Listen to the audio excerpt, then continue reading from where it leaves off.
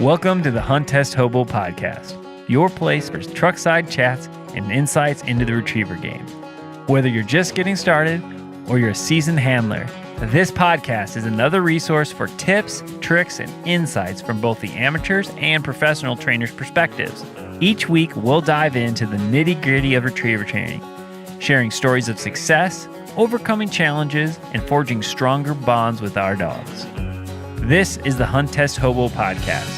I'm Chris Rudd, your host, fellow retriever enthusiast, and student of the game. Let's dive in. Welcome to another episode of the Hunt Test Hobo Podcast. Hope everybody's having a great, fantastic week. This week, I'm really excited to talk to my buddy Lenny. Lenny has been gracious enough to let me stay at his house for an SRS that he hosted and got the finest popcorn in the world. He really good dude up in Wisconsin, just over the border of Illinois. So Lenny, welcome. Oh, thanks, Chris. Lenny judges around here. He's kind of a very well-known HRC judge. Do you judge anything else? I can't remember if you do any AKC. I only judge HRC and I AA at all levels. Very cool. Yeah. We're going to have another podcast where we talk about judging and the beginning of my judge's journey. Went and did the judging seminar. I passed the test. I missed one question, which I still don't agree with that I missed it. But Bill Chittenden and my buddy Josh all took it, and we all got the same question wrong. So, yeah. And the question is, I'll ask you, can you touch a dog and finished? Yes, you can until you ask to start the test. Yes, and that's a trick question on that thing because No. you can't touch. It doesn't clarify before you start. That's the thing. That's my beef with the question. It just says, "Can you touch the dog?" I'm like, well, you can, but not when you blow your duck call. So once you blow the duck call, you cannot touch your dog until you are finally done and walking away. Yeah, and even then you got to walk so many. Whatever the judges designate, maybe 10 yards where you put your lead on your dog. Then you can finally touch them again. Yeah. Well, for those that don't know you, Lenny, why don't you tell the listeners a little bit about yourself? Okay. Well, I think I'm like most of us where we've all grew up with labs or dogs with retrievers and hunted. We started hunting at 12, hunting ducks. I even my mom would let me miss school to go duck hunting. And for many, many years, I trained retrievers, but I'm going to say it more as a meat dog. I thought I knew what I was doing, but really I didn't. And then probably in the 80s, I started doing a lot of bow hunting. And even though I duck hunted and I had labs, that's where I started training tracking dogs. So for 10 years, I trained tracking dogs, and so I trained dogs, and then I actually tracked for honors, and that was really interesting. And there we used the little wire hair dachshunds, and I belonged to at the time a group out of New York, which was the only one in the United States doing this, called Deer Search Incorporated, and there was only 2 of us in the state that actually were tracking deer for hunters. At that time, I was getting 50 calls a year at that time. But we didn't have the GPS systems or anything, so it was a lot of work. But then, when you're out bow hunting, you see the mallards flying, and then when you're duck hunting, you see the deer, and you want to do both.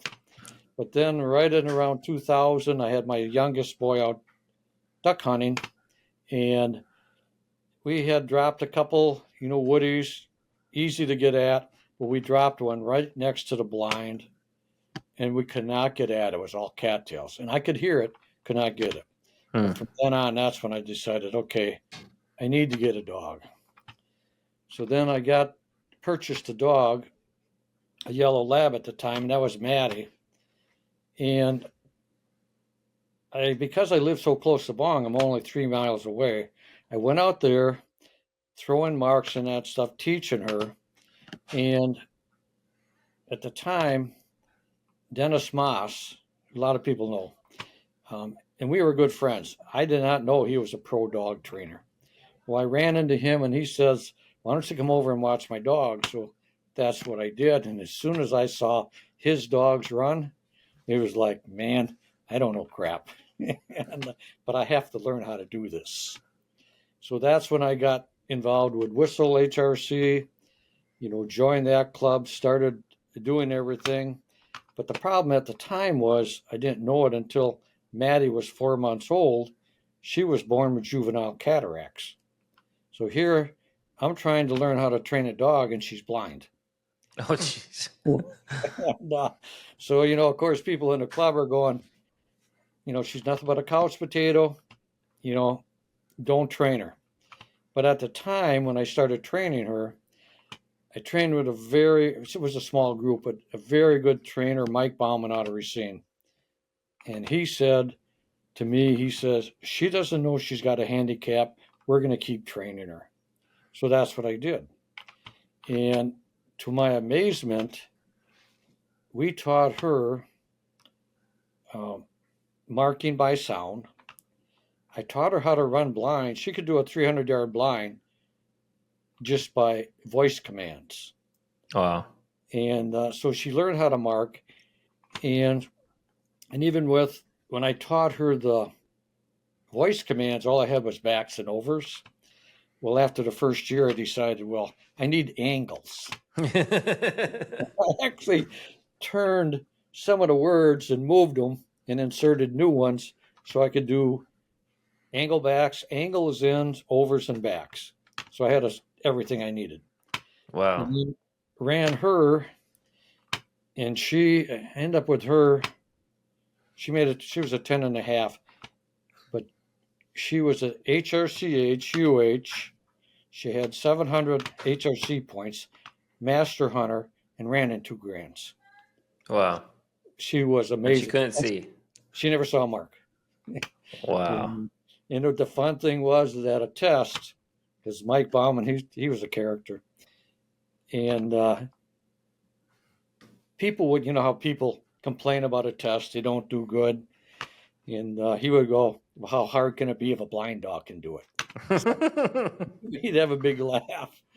And so then after that, then I got into judging. I mean, the Whistle was really good, asking me to judge.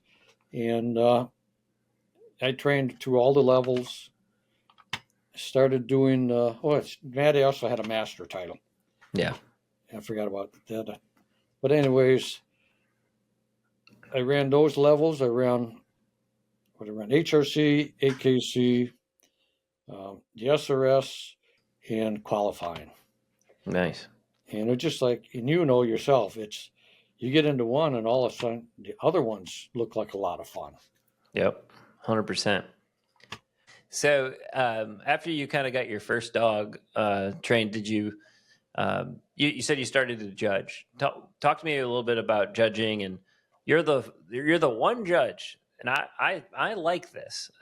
Maybe there's other people that don't, but you're the one judge that set up, poison bird blinds in an HRC test. And you've done it on the diversion bird, which I've, always thought was cool. But I like how every time I run with you, I'm always like, oh, I wonder what, a lot of times you're judging with Joe too. So I'm like, what are Lenny and Joe going to throw us at Bong at their own training grounds? And what are we going to get? It's always fun. So anyway, talk to me kind of about judging and your journey to do that. And then I'd love to know like some things that, common themes that you see as a judge that you think folks should work on. Well, first of all, it's fun to judge with Joe Shemp. Between the two of us, and I train with him every week, between the two of us, we're always looking at everything. We're always looking at factors. And the poison bird, which is totally allowed, in HRC, it scares more people than the problems it creates. It really isn't any problems if it's done properly. Yeah. And we don't do it to set up to make it really hard on a dog. If they're going to go for that poison bird, they are going way out of their way. But, I started, which is a fun level to judge.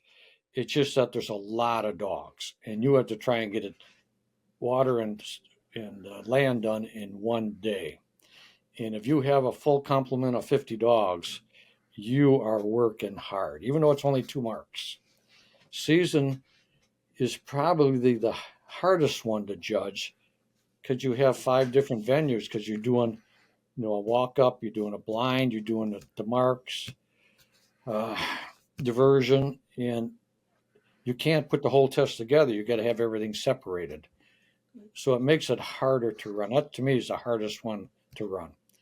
Finish is a lot of fun to judge because there you're dealing with the factors that you're going to add. It's fun to do, and we may make it look hard, but if you train, you shouldn't have a problem getting through any test. And what I was taught was, make a test. I don't want to say that. Make it, now don't make it hard. Don't put any tricks into it. Just make a regular test, and then let the dogs and the handlers take themselves out. But then there's other things that when I go other places, I see things I've never seen before. And that kind of intrigues me to say, okay, what can we do? What is a hunting scenario? So like you were there down in Kankakee, where I threw the birds from behind us. Oh yeah, I'll never forget that. And I remember like looking at it, I was like, "There's not much more they can really do here, anyway." Like the way that whole pond was set up. We didn't have much. We had a narrow strip, and the only reason I did that because I've run that before, not by me, but by other judges. And so that's where you got to use is you're trying to set up a hunting scenario. They give you the land or the water, and you have to work with that. And I'll never forget that day because do you remember when Bill Chittenden's young dog Cooper? I think Cooper was like, it just turned like 13 or 14 months old, and it was like his second finish test. Mm-hmm. And he was like one of the last dogs to run, and his bird that was a breaker bird that was like the memory bird or whatever, it sunk. And that dog hunted in that area for like 4 minutes and never found the bird. And I'm sitting behind him. I'm like, that bird's gone. Either he stepped on it or whatever. And I walked out there in my Crocs afterwards, and I looked for that bird. And I did not find it, but I was like, please don't find this bird. I was like, please don't find this bird. But I looked, and you guys were super fair about it. I think you reran the mark after that, and floated. The dog did the work, and it was good. But that was like I was like, oh my gosh, like feeling for Bill. And I remember Tyler Brenner was sitting next to me. He's like, that's the most impressive thing I've ever seen. I'm like, what are you talking about? He's like, that dog has stayed in the area the whole time. He is so convinced that bird is there. This is a really, really good dog. Yeah. And the thing people have to remember is if a bird sinks out of sight and your dog doesn't find it, and it could be, most of the time it happens in water, but it could be on land too, and your dog, for whatever reason, cannot find it, don't say a word to the judges, because if you say, hey, I don't think the bird's there, or they didn't plant the blind, if you say something, we go out there and we find it, you fail. Just let the dog run. When the judges finally say, okay, maybe they didn't plant it, and when we do it, then if they find it, then it's a pass. So you want to make sure that you don't say anything when you're there. But judges, I didn't know that. Yeah. Well, that's the other thing is we tell everybody, read the rule book before you run a test. Because, I mean, even when I judge, I reread it. Because it's just things that you want to refresh your mind with. But the other thing is now I forgot already. That's all right. Long day. No, it's been a long day. Yeah. The thing is about judging, which I recommend everybody to judge because you learn so much. When you watch 30 dogs and finish running the same test and you watch every dog do something different, you're learning off of that. or even if you're working in the judge's tent and watching the dogs, you learn so much. It makes you a better dog trainer. Yeah. So, What are some of the things that, if you had a bunch of, folks at dinner and somebody asked you, like, hey, as a judge, what is like the top 3 common mistakes that you see handlers make at different levels? the 3 at the same level, or 3 different levels. Whatever. I mean, it's just I'm just trying to help people learn something, Lenny. Okay. I'm trying to set you up here. Yeah, you are. I think there's more than 3. Yeah. Well, Anyways, give me 5 good ones. Give me 5 no, good ones. I'll stay with 3. But the biggest thing is people go too fast at the bucket. That's one of them. So they make it walk up there, they sit down, the dog goes out, they start to have a problem. When the dog comes back, they're not taking their time to line that dog up for the next mark. So when you watch them come back, they grab that duck, they line them up, and most of the time they're nervous, or maybe the dog's giving them some problems, and they just they send their dog. Now the dog's going the wrong direction. They just go too fast. I mean, that to me is one of the biggest mistakes. They have to slow down. When they run a blind, same thing. They go too fast. The dog comes back. They line up for the blind. The dog's looking left, looking right, but it's not looking where it wants to go. So instead of resetting the dog, backing up, or even spinning it around, we don't care as a judge if you back up, realign your dog to get his mind changed. Take the time to do that, get them lined up, and then send them. The dogs, we don't know what they're thinking half the time. When they go back out, we want to send them in the right direction. One thing I see is just too much. There's too much at the line. They're nervous. They walk up. They say their dog's bouncing and that stuff. They don't take the time to let the dog settle down. I mean, when you're at the line, you're in no rush. We don't have a time frame where you have to get the tests going and everything else. Don't worry about the honor dog or anything. You take your time with your dog, let him settle down, and then start the test. And so they could, just, the one thing I see, there's a 4th thing, but I see it more in training than I do see it in the tests, is when they go to line their dog up for a blind, the dog creeps ahead of them. So they're going heel, heel, heel, well, the dog's not moving. So what do? They take a step forward. And I know you've seen this. Yeah. And the dog moves ahead. And they're going heel, heel, heel. They take a step forward. The dog moves again. And finally, they lean way out with their hand out. And then they finally send their dog, which is what they just did, is teach the dog a bad habit. And but there could be I'm sure there's other things, but that's good for now. Yeah. So another thing that you volunteer and support a lot of different events, especially at Bong.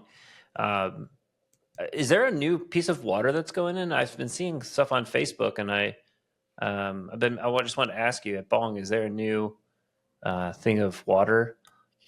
They just dug. It's pretty big. It's really nice. A technical pond right on the runway.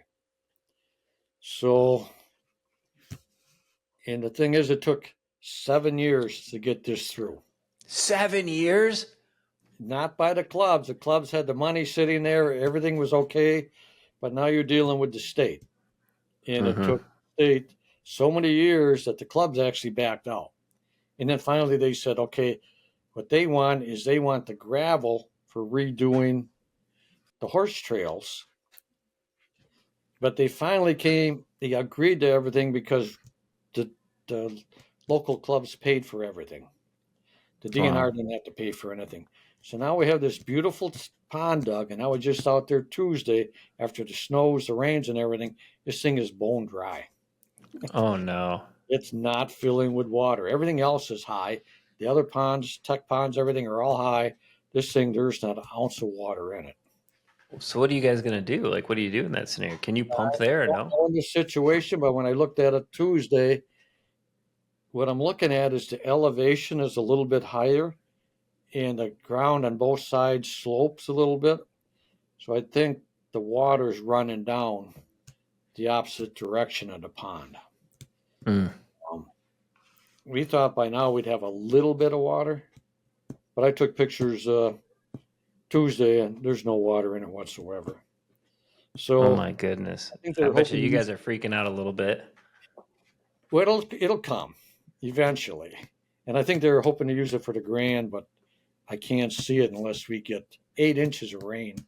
But once So, it gets water in it, it's going to be a great training pond. It really is. yeah. So Well, that's exciting. I mean, so how many clubs use Bong that do HRC? I know Whistle, and then is it Badger? It's another club, or Badger uses it now. Whistle uses it. Fox River Valley used to, but then you have AKC clubs. You got Fox Valley that uses it, and then there's a Golden Retriever club that use it. There's a couple other clubs that use it. Oh, Winnebago, that's an AKC club. They use it, okay. and so it's used quite a bit. And, So with Bong being state ground,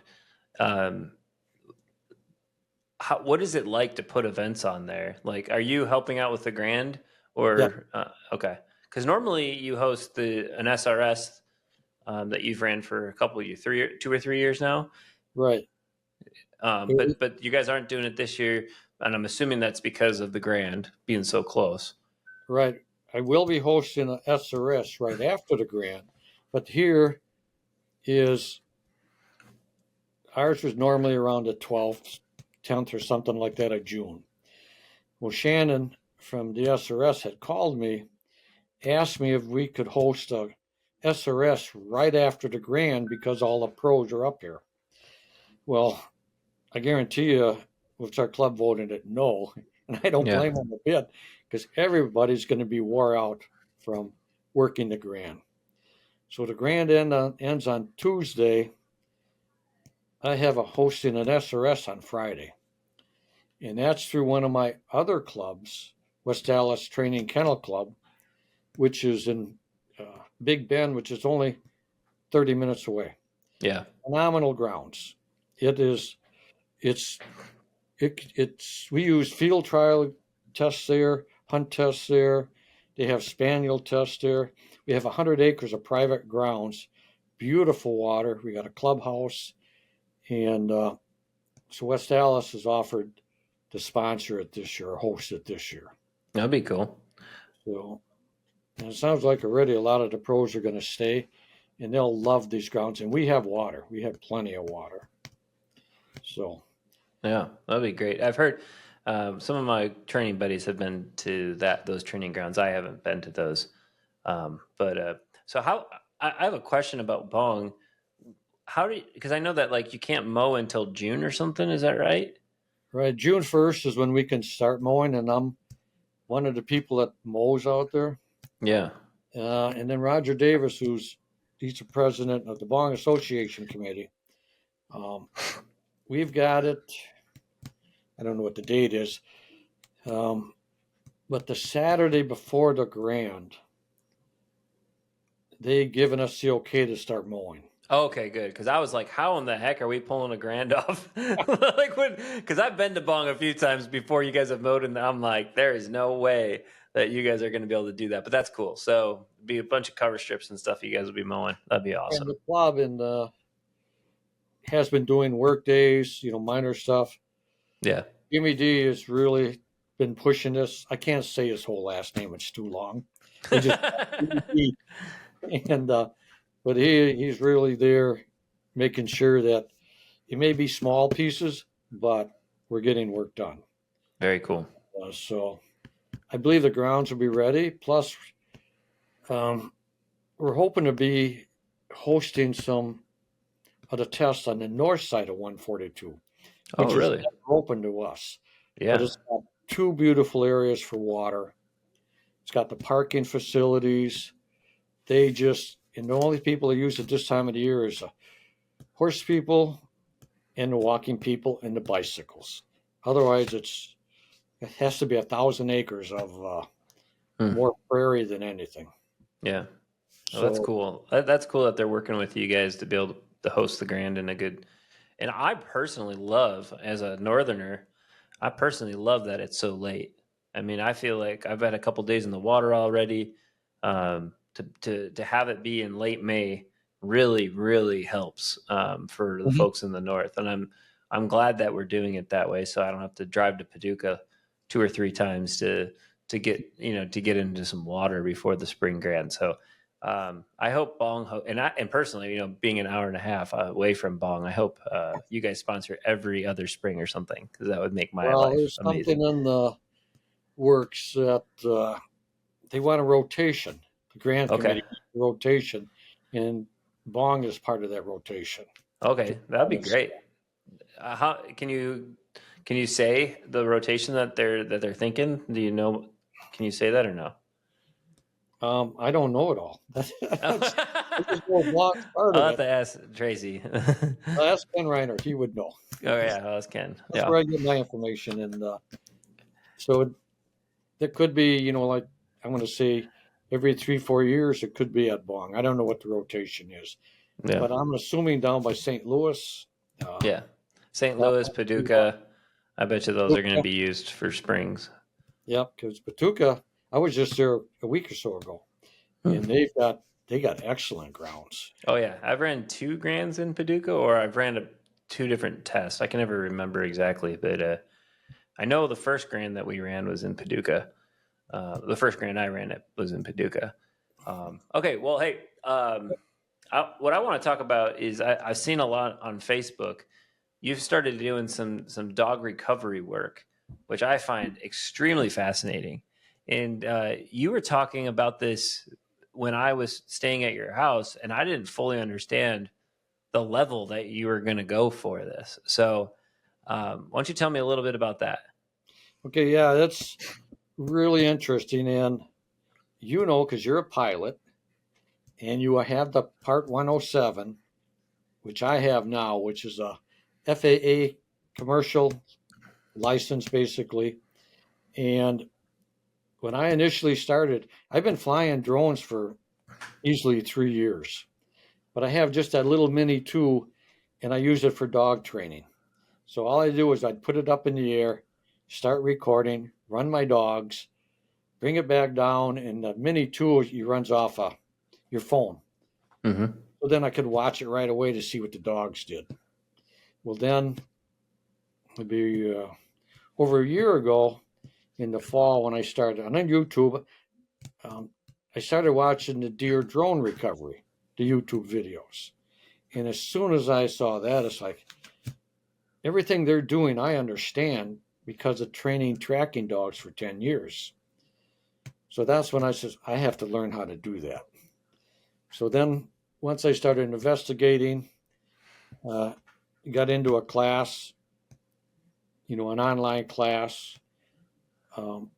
took the classes and everything, which was a lot harder than I expected.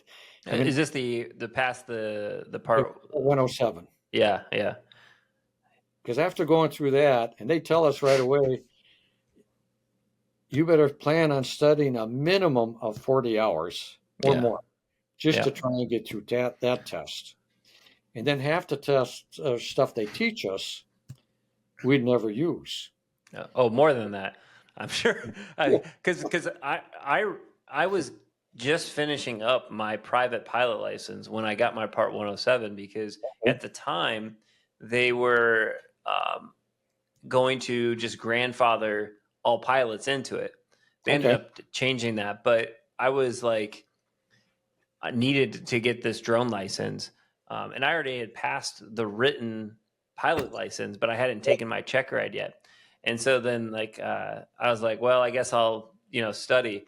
And I didn't know what the test was going to be. And I looked at it and I was like, this is basically my written pilot license. It was probably 30% of my pilot's license was the drone stuff. And I said, how the heck does anybody that's not a pilot pass this sucker? Like, I was blown away. I got a 99%. I missed one question on that, but I got a 94 or something on my written pilot's license. So it wasn't like, it was the same test, just a little bit different. But I was blown away. I was like, dang, they are like flat out like totally. And this was like the wild, wild west. So like I actually bought a radio so I could listen to pilots when I was flying the drone for work and stuff, which I don't do that anymore. But yeah, that is a serious test. Anybody that passes that, I'll tell you, you are 25% of the way to becoming a real pilot. So just keep going and become a real pilot. Well, that's what the kids want. Yeah. We need you to get an airplane, a helicopter. But knowing that you're a pilot, and what I had to learn off that 107, how much I had to learn. Oh yeah. Yes, I respect all the pilots now because what you guys had to learn is amazing. Yeah. And, well, you can actually solo the airplane at I don't remember, I'm totally saying this wrong, because I soloed on my 16th birthday, which was 20 something years ago. But like learning to actually the mechanics of flying is very fast. Like I want to say, this could be totally wrong. My dad's an instructor and he's an FAA examiner. So like he totally knows all this stuff. So he doesn't listen to the podcast. So, but I want to say it's like 10 hours or something of flight time before you can solo the airplane.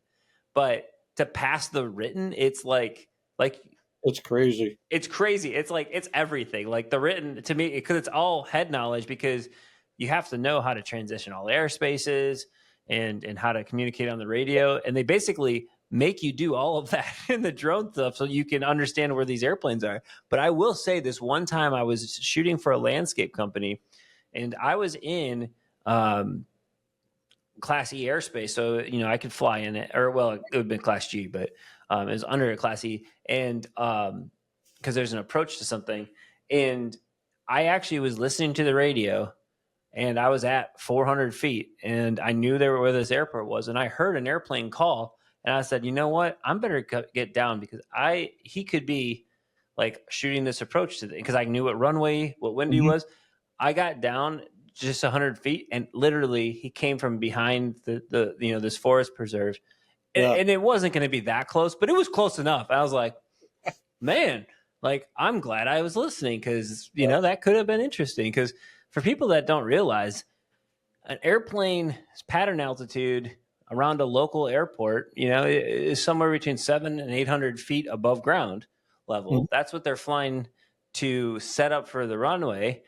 Well, they're descending, a significant portion of that. And when you turn base to final, which is the last turn, because you fly a rectangle as a pilot, when you make that turn, you're generally about 500 feet above ground level. And if drone's at 400, as you're descending to the runway, you're totally in, a possibility. That's where I'm like the most fearful as a pilot of drones, is that last, from final to touchdown is just like, what could be happening? Well, so anyway, I don't even know how we got here, but we're talking about the deer recovery, or sorry, the dog recovery. But you're setting up deer recovery, so let's keep going on the story. That's what I wanted to do, because I knew so much about it. So I took my license and everything, and I got my first drone, my thermal drone, last year. And at the time, as I'm watching YouTube videos, I see the dog recovery. So I figure, well, that's something I could do during the year when there's no deer recovery. So the very first dog that I went on, which I really didn't know what I was doing when on it, I found it. Yeah. And then I found a couple more. So then I figured, okay, if it's 1 or 2 a month, that would be fine. That would keep me busy. Well, what's happened, and I also work with 2 lost dog recovery groups locally, I get 2 to 3 calls a week now. Sometimes. Holy cow! You get 2 to 3 calls of people lost their dogs and they need help finding them, and sometimes 2 a day. Holy! I had It no is- idea that this many dogs got lost. I didn't either, and it's really crazy. I mean, like today alone, there was 3 dogs, and but luckily I didn't have to go on any of them because some of them, they get out there fast. The local recovery groups, they're all volunteers. They're assisting people in that.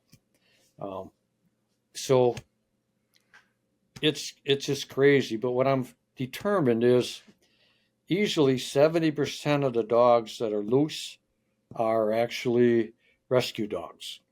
They've just Oh, been picked up. got it. And Yeah, that makes sense. That makes a lot of sense. most of the dogs that recover are rescue dogs that they get them home. The people think that, okay, this dog's gonna love this area. That door opens up, that dog is gone. I recovered a dog last week. The person picked it up at noon, got home at 12:30. Dog got out.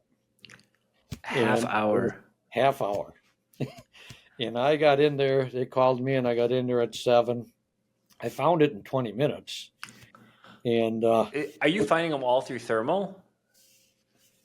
most of them through thermal, yeah. Wow. So okay, so I'm like blown away by this. There's that many dogs that are okay. So is this volunteer or do they have to pay for you to do your search, or how does this all work? Well, when I do it, because first of all, they tell you you got to learn how to fly. I mean, it takes a lot of flying to use the drone, the thermals, learn how to do it, learn how to look for animals. Because when you first look, you go out at night and there's animals everywhere. Yeah. And you have to distinguish what they are. This thermal drone of mine, like I say, I can only fly 400 feet. Yeah. A lot of times I'm at 300 feet. That's what I like because height is safety. So when you put the thermal on at 300 feet, I can spot a rabbit on the ground with that thermal.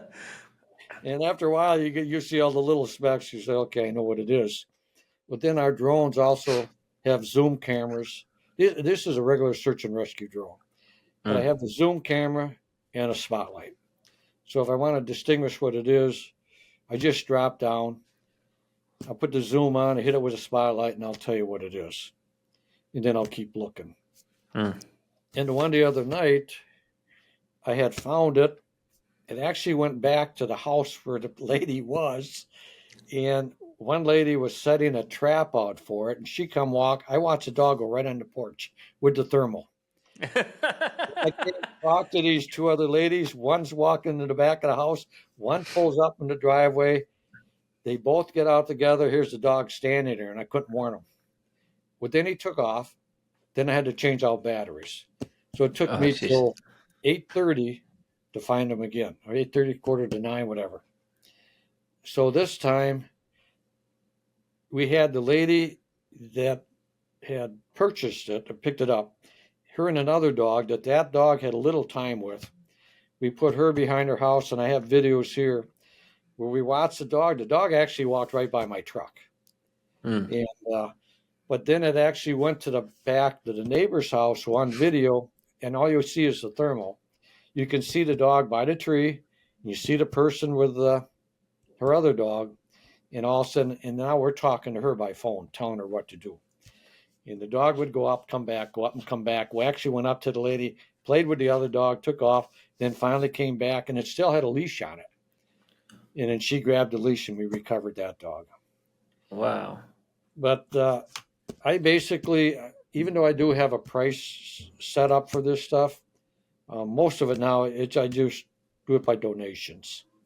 So I get the calls. If they want to give me something for my equipment and that, which is expensive, it's up to them. Yeah. Some Yeah, people I just imagine, like, there's so many thoughts I have. Like, one is like, oh my gosh, you just rescued this dog, and now you're gonna have to pay hundreds of dollars, to recover it, and you've had it for 20 minutes. Like, oh my gosh. But there was one on Facebook, and I don't know how many you have posted, but like it looked like you had like a team of people out looking for it, and you had looked for this dog for like 2 or 3 days or something. some of them do, yeah. Man, that's crazy. What's the craziest, like how long did it take you to find a dog? What's the longest so far that you actually found? I mean, I'm sure that there's times that you don't find the dog, right? Basically, when you get called in, and a lot of times it's 12 hours or later after the last sighting. The biggest thing, the best way to get a drone pilot is as soon as somebody spots that dog is get the pilot on it. Because many times if it's 12 hours old, that dog, he could be a mile and a half away. Yeah. The coolest one I had was, this is January. The dog got out of the dog sitter on a Tuesday. 11 o'clock in the morning, another drone pilot friend of mine flew on it that night, couldn't find it. Well, a lot of times we come in, we don't know where to start, so we do a grid pattern. When we go out from where it was lost, well, this dog had already gone a mile and a half away. So he's well out of the search area. So then we get a sighting at midnight. And I didn't know nothing about it. So at the next morning, I got up, well, my phone rings at 5:30. A guy, he's on vacation in the Bahamas or something. And he says, "Can you fly on my lost dog up by me here?" Yeah. And it's the same dog. And I said, "Well, sure I can, but I have to go fly in Lake Geneva on a lost cat." And cats, that's impossible. So I went and flew on the cat first. Didn't find it. We did get it later. Came back, flew on this one around 1 o'clock in the afternoon. Here, talking with the people, the dog went into a 200-acre wildlife area. Oh, no. And it's a sunny day, and the thermals, that's the worst day to fly. Everything is red. Yeah.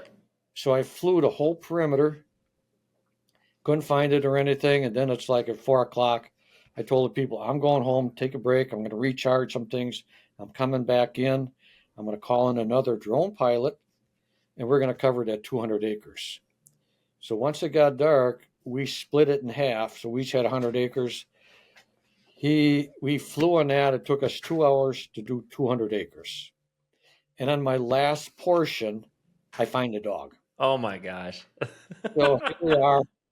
The people on it and the people that owned the dog weren't local to begin with. All the people that came in from Wausau, Fond du Lac, Appleton. It was all the family came in to help. It's the only help we had. Well, all of them went home except for the brother of the guy. So he says to me, he says, "This dog knows me. It should come to me." So we have a regular system on setting up and recovering the dog. And we set it up. We did it. As soon as the dog heard him, dog took off. But in the meantime, the people that owned the dog were in the Bahamas. They canceled their vacation. They jumped on a plane. They landed in Chicago. And they were driving up to where we were searching. So when I'm talking with the guy, I says, "Hey," I says, I relocated. I followed the dog, stayed with it.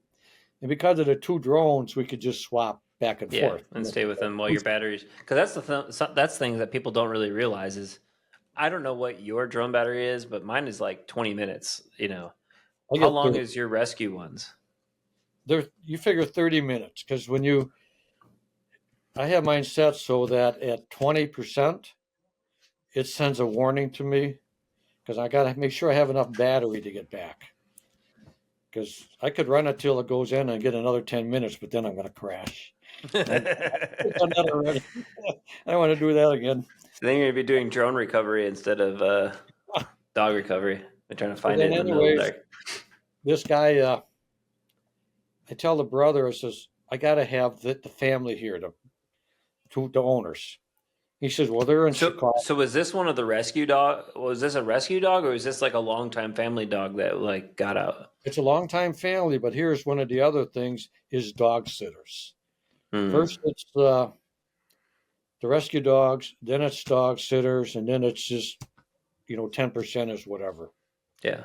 So 80% is rescue, 10% is dog sitters, the other 10% is something happens.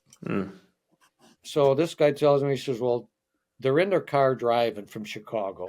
They're an hour away." I said, "Whatever. We have enough batteries. We can fly." But then my phone rings. I hear it's the guy. He says, "Hey, I'm only minutes away." So then he says, yeah, and I'm on this road called Shaw Road, which is the road the dog's The on. dog's on. And that dog actually went up to the road and laid down 20 yards off the road and had to be wiped. He just curled up and went to sleep. Hmm. So on video, you can see the car come around a corner, pulls up, and we're talking to him. We say, pull over here. The wife gets out, and all I got is headlights. And I tell her to walk so far. I say, now sit down. The dog's only 30 yards in front of you. And just start calling his name. Well, and with these drones, the thermals are so accurate and the pictures are so accurate. You can see the dog lift its head, turn, the ears flip, everything. They're amazing. So as soon as the head came up, the dog got up. I'm telling the lady, just keep talking quietly. The dog's walking to you. She never saw it until it came out of a ditch line and went right to her. Wow. And so here they were in the Bahamas in the morning. Now they're by me at 9:00 at night, recovering their dog. Wow. That's got to be really satisfying to like. It is, but a lot of them don't go that way. So, What's your recovery rate? I'm going to say recovery rates are only about 40-50%. Oh my goodness. And part of it is the dogs get way out of your like for us, out of our flight areas. I mean, we can cover a big area, but the dogs, they can keep going. A big thing out there is coyotes. I mean, I have videos showing a coyote trying to lure a dog into them. Because once they do that, the dog follows, disappears from the house because they're in the backyard, and the coyotes lure them away, and then, of course, they become coyote bait or food. Well, you got any other really good stories? I got quite a few. We'd be here all night. Yeah. Well, I'll tell you one thing is about the coyotes. A friend of mine in Madison, he does search and rescue too, but he was out flying, just doing aerial pictures. A group of coyote hunters come up to him, says, "Hey, when you're flying out there, can you see if there's any coyotes?" So he flew. He picked up some coyotes on the, whatever he was doing. Gave them the location. They went out there. They found a den, and this is the truth. And I have the video of this going on. They found 50 cat and dog collars at this den. Oh my gosh, 50? 50. I mean, when you get up here, I can show you everything. It's like, I can't believe it. But the amount they get that many. I mean, the cats I kind of understand because those things can just wander away. Right. But I guess little dogs, man, probably get a lot of those little dogs. But then I do work now. I work with a canine search and rescue team, and then I just spent one day this last weekend with a guy that he's probably one of the biggest search and rescue people, mostly bodies of people in the United States. And so it's really fun talking with him. So now I'm learning that aspect of it too. Wow. Because deer is a whole lot easier. Yeah. So how many deer did you do any recoveries for deer this year? Yeah, I did. Only went on 12 because my name wasn't out there yet. I was trying to put everything together. So I was 11 of 12. And the one I didn't, that deer was long gone. I don't believe he had a good hit. I mean, I covered. So you said 11 of 12 you found? Yeah. Wow. How many of those weren't fully, that hadn't, they weren't dead yet? Were alive yet? Yeah. Probably 5 of them. 5 of them. Yeah. And Did you hear that Tyler lost a deer this year that they walked up on and, they weren't going to shoot it. They tried to spear it and it got away. It was a monster. Like, he was sick to his stomach, man. He didn't call. No. Of course, you can't. Well, they knew where it was. And they walked right up on it. Like, it wasn't dead yet. And, unfortunately, yeah. What'd you say? I'd say that happens a lot. Yeah. We're regulated by the FAA, a lot. And what's kind of nice here doing the dog recovery because of Milwaukee airports and everything, And you know how we have on our airspace our flight restrictions, and then we have lands, which is we get close to the airport. We have different levels we can apply. We can get Lance approval within seconds, which Oh, allows really? Because of the dog recovery, you guys can? it doesn't matter who you are, you can do it. Mm. But when you bring up your mapping, it'll show you the height you can fly at. Yeah. That So with you the I've never had to like move locations like you guys probably have to. Like I just look at okay, this location I can go 200 feet because I'm not like searching for something. I know the landscape I'm going to go be filming. you're in a plane, obviously I would fly in a drone. Yeah. So we're regulated there, but it's easy to get it. It's just that because I fly in Milwaukee a lot, I had a dog today that I couldn't fly on because it's right next to Mitchell Field. I had a Yeah. dog last week and they finally recovered after 3 days. They wanted me to fly. I could not fly because it's Yeah. zero airspace for me. Oh yeah, for sure. When you get to 100 feet, 100 feet isn't safe to fly because you have all the buildings and And trees. trees and stuff you could hit. I Yeah, get in especially when Milwaukee. you're doing a thermal, because you can't see a building with a thermal very well, can you? With the thermals, I cannot see through trees, leaves, buildings. I can't even Yeah. see through glass. Wow, I And didn't know everything that. else, it sort of takes a lot of practice to fly on that. Yeah, But the dog very interesting. recovery is really, really busy. And what that's the other thing is, and people don't realize it, and people traveling. Like we travel with our dogs to go to hunt tests. They get out, they get to stop at a rest stop, dogs take off. Mm. And one thing because of that, they make the tracking collars. And so I've tested two of them, and I deal with two companies right now. I can actually, and they're the top two companies in my mind, I can get the collars for free for anybody with a code. And now the Fear FI is which one I really like. They offer two because they all have a subscription, 6 months free. So I have them on my dogs. And what's nice is, I mean, I may never need them, but you never know.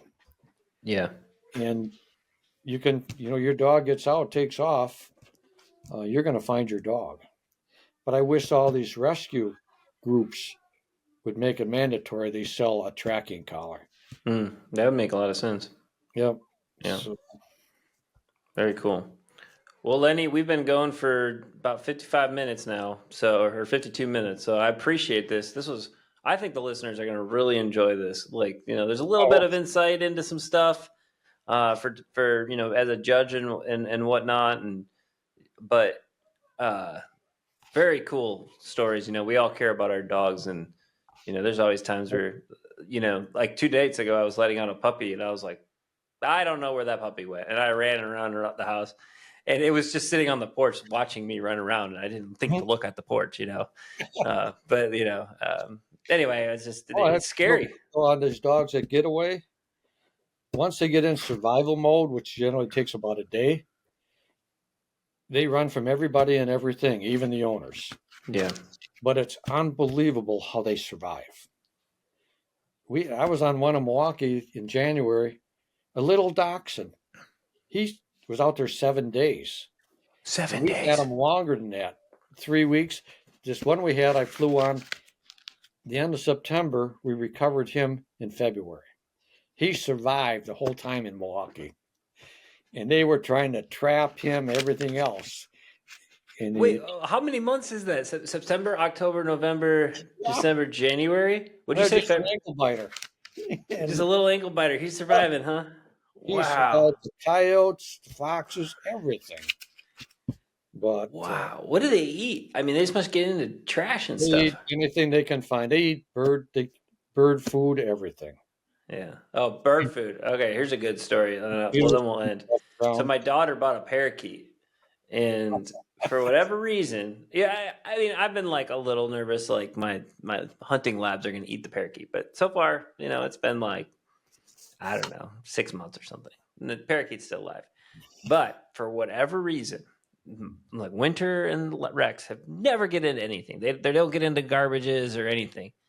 but there's something about the parakeet's food that if the girls like drop some of it on the ground or they even put it in their little wastebasket, they get into it. So one day we're gone, and I forgot to shut the kids' door, and there was and the kids, the whole family had the flu, right? So there's a million tissues with birdseed mixed into it in this wastebasket.